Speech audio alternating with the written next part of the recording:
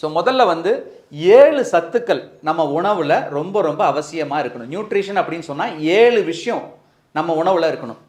அதில் மொதல் விஷயம் என்ன அப்படின்னு பார்த்தீங்கன்னா, கார்போஹைட்ரேட் அப்படின்னு சொல்லக்கூடிய மாவுச்சத்து. என்ன டாக்டர் எப்போ பார்த்தாலும் கார்போஹைட்ரேட் மோசம்னு சொல்கிறீங்க, இப்போ பார்த்து திடீர்னு கார்போஹைட்ரேட் நல்லதுங்கிறீங்களா? புரியுது. அதாவது வந்து நம்மளோட உடலோட செயல்பாடுக்கு எனர்ஜி கிடைக்கிறதுக்கு மிக மிக அவசியமான ஒரு உணவு என்னென்னா கார்போஹைட்ரேட். ஆனால் என்னென்னா இந்த கார்போஹைட்ரேட்டை நம்ம நிறைய சாப்பிட ஆரம்பிச்சிட்டோங்கிறது தான் பிரச்சனை. அதனால் கம்மி பண்ணி சாப்பிடணுங்கிறது தான் அவசியம்.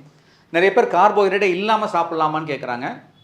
நிச்சயமாக ரொம்ப வெயிட் அதிகமாக இருக்கும், குறைக்கணுங்கிற கட்டத்தில் அந்த மாதிரி பண்ணலாம். ஆனால் தொடர்ந்து கார்போஹைட்ரேட் இல்லாமல் சாப்பிட்றது ஒரு நல்ல விளைவுகளை கொடுக்காது. ஸோ அதனால் லோ கார்போஹைட்ரேட் வந்து 45% மிகாமல் இருக்கணும் உங்கள் உணவில். அதே மாதிரி என்ன மாதிரி மாவுச்சத்து எடுத்துக்கிறோங்கிறது ரொம்ப முக்கியம். இப்போ நம்ம எடுத்துக்கிறது எல்லாமே வந்து பார்த்திங்கன்னா ரீஃபைன்டு கார்போஹைட்ரேட் அப்படின்னு சொல்லக்கூடிய பட்டை தீட்டப்பட்ட இந்த தானியங்கள். இது இல்லாமல் முழு தானிய உணவாக எடுத்துக்கணும். ஏன்னா கார்போஹைட்ரேட் அப்படிங்கிறது அதிகப்படியாக இருக்கிறது வந்து தானியங்களில் தான். ஸோ அதனால் வந்து முதல் சத்து, அடிப்படை சத்து கார்போஹைட்ரேட். இது சரியான அளவில் எடுத்துக்கங்க. சரியான மாவுச்சத்தை எடுத்துக்கங்க. நான் சொன்ன மாதிரி முழு தானியமாக எடுத்துக்கங்க.